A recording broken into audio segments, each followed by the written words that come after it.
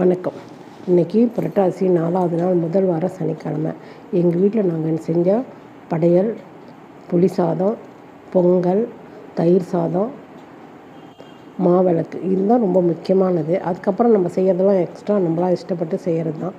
இந்த வாரம் இது மட்டும் போடுவோம், அடுத்த வாரம்லாம் பார்த்துக்கலாம் அப்படின்னு ரொம்ப சிம்பிளாக செஞ்சு படையல் போட்டோம்.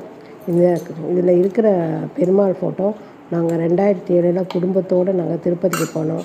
அப்போது 100 ரூபாய்க்கு வாங்கின ஃபோட்டோ இது. எனக்கு ரொம்ப பிடிச்ச ஃபோட்டோ. ரொம்ப வருஷமாக அதுக்கு நம்ம ஒன்றும் ஃப்ரேம்லாம் ஒன்றும் போடலை. எப்படி வாங்கினோ அதே மாதிரி வச்சுருக்கிறேன்.